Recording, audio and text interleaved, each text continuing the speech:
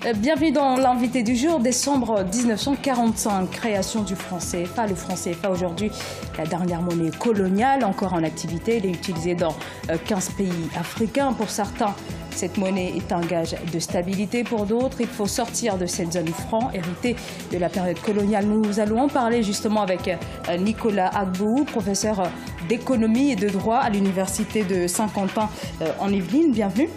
Merci. Alors, les pays africains de la zone franc sont tenus de verser 50% de leurs recettes d'exportation à la Banque de France, une monnaie également arrimée à l'euro, sans compter qu'elle est également sujette à la dévaluation. Comment cela se traduit concrètement dans les économies africaines? Bien, merci madame. Il faut déjà rappeler que avant que ça ne soit 50%, de 1945 jusqu'à 1973, eh bien, les Africains versaient 100%. 100% de leurs devises, c'est-à-dire quand ils vendent à l'extérieur, tout ce qu'ils gagnent comme argent qu'on appelle devise, pour dire monnaie étrangère, eh bien, ils donnent ça à la France. Donc 100% jusqu'au choc pétrolier. Hein. Jusqu'en 1973. D'accord. Et de 1973 jusqu'en l'an 2005, précisément le 20 septembre 2005, ils ne versent que 65%. Et quelles sont les conséquences sur les économies? Et de 2005 jusqu'à la seconde où nous parlons, c'est 50%. Alors, les conséquences sont nombreuses. Une des conséquences majeures, c'est que les Africains sont dépouillés, sont privés de leurs recettes d'exportation, de leurs devises, c'est-à-dire la monnaie étrangère. Donc, du coup, par ce système, non seulement la France s'approprie de leurs devises, mais les Africains sont bloqués structurellement dans l'industrialisation de leurs économies. C'est-à-dire que pour que les pays africains puissent se développer, il faut qu'ils transforment leurs matières premières en des produits finis. Et ceci grâce à l'importation des biens d'équipement, que ce soit les machines, etc.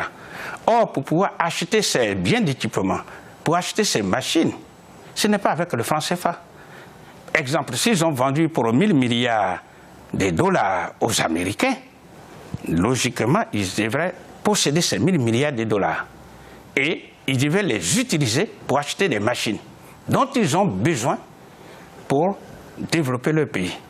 Or, de 1945 jusqu'à 1973, l'intégralité est donnée à la France. Du coup, donc, première conséquence, c'est qu'il y a un blocage de l'industrialisation des pays africains. Voilà pourquoi ils sont dans la pauvreté, parce que pour qu'un pays se développe, il faut que le pays soit industrialisé. Il n'existe pas sur la Terre un seul pays développé qui ne soit pas industrialisé. Alors, on va avancer un petit peu avec cette monnaie, une monnaie en phase donc avec les économies du continent, c'est ce qui est souhaité. Et cette monnaie est possible, on le voit bien avec le Naira au Nigeria, le shilling au Kenya, mais pour ces États qui sont des États anglophones, ça a supposé une remise en question de la gouvernance qui est passée par un renforcement. Est-ce qu'on peut espérer cela pour les États francophones? Oui. On peut le faire parce qu'il suffit simplement d'ouvrir les yeux et de regarder, ne serait-ce que le Maroc et les autres pays du Maghreb. Mais prenons le cas du Maroc. Le Maroc était dans la zone franc CFA. Le Maroc a quitté la zone franc CFA pour retrouver sa liberté, sa souveraineté monétaire. Aujourd'hui, qui achète par des pans entiers l'économie subsaharienne? C'est bien le Maroc. Ce sont là des faits qu'on ne conteste pas. Donc le Maroc, sixième économie du continent, a su prouver que... Voilà. Donc ceux qui nous trouvent des vertus dans le franc CFA, en fait, ils ne font que défendre leurs propres petits intérêts. Parce qu'il n'y a pas, je dis bien et je pèse, il n'y a pas un seul avantage dans le franc CFA. Alors, parce que ce qui vous parle de la stabilité, c'est quoi la stabilité? C'est pas la peine de se mentir. La stabilité d'une monnaie, ça veut dire que c'est le pouvoir d'achat qui est conservé. Or, aller dans les pays francophones, comme la Côte d'Ivoire, etc., eh bien, toutes les femmes sont en train de pleurer parce que la vie est trop chère, etc. Les prix augmentent, etc. Donc, nous disons froidement qu'il n'y a pas sur la terre un seul pays développé qui n'a pas de monnaie. Le franc CFA veut dire, originellement, parce que c'est son nom, le franc des colonies françaises d'Afrique. C'est une monnaie qui a été créée par et pour les intérêts de la colonie. Ça a été créé par le général de Gaulle en 1945. Professeur Agbou, le président tchadien Idriss Déby Itno, parmi beaucoup d'autres, affiche depuis quelques années leur volonté de voir l'Afrique frapper sa propre monnaie. Mais est-ce que vous avez le sentiment que ses homologues, les homologues du président tchadien, partagent ce même objectif? Oui, disons que d'abord, il faut féliciter le président tchadien Idriss Déby d'avoir osé dire de façon exceptionnelle les travers, les limites du franc CFA. Parce que c'est un président qui est en exercice. J'ai dit que c'est rare et même rarissime de voir ce genre de personnalité. Maintenant, les autres chefs d'État, ils en pensent, mais plus bas, parce que la plupart du temps, ils détiennent leur pouvoir politique de la France. Donc quand vous êtes employeur, comme vous d'ailleurs, si vous êtes salarié, vous n'allez pas jusqu'à aller remettre en cause de façon ouverte votre patron. Sinon, il vous renvoie. Mais c'est la même chose. C'est pourquoi nous disons simplement, aujourd'hui, le combat des libérations nationales et du continent repose dans les mains du peuple. Le peuple qui souffre. C'est pourquoi nous faisons toute cette campagne de sensibilisation, parce qu'il n'y a pas de développement d'un peuple sans éveil de conscience. Alors, sans vous couper, à partir de quelle procédure l'Afrique peut-elle sortir du franc CFA? Eh bien, pour sortir du franc CFA, nous le disons, 1. Il faut dénoncer, il faut rompre de façon unilatérale l'accord de coopération monétaire entre la France et les pays africains.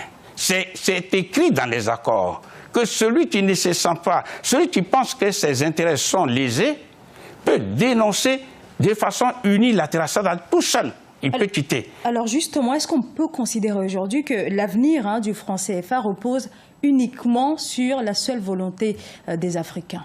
Oui, effectivement. Alors, vous posez une question essentielle, donc je voudrais préciser pour dire, pour sortir de la zone franc CFA, il faut 8 secondes. Je dis bien 8 secondes individuellement et 2 minutes collectivement. Je m'explique.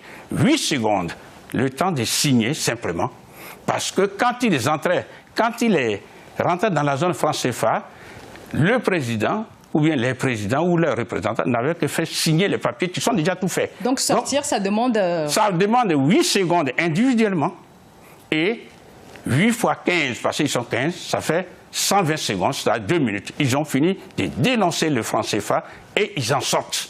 C'est fini. Maintenant, la question, s'ils sortent de la zone franc CFA, autrement dit, s'ils disent non au franc CFA, eh bien, qu'est-ce qu'ils ont en place?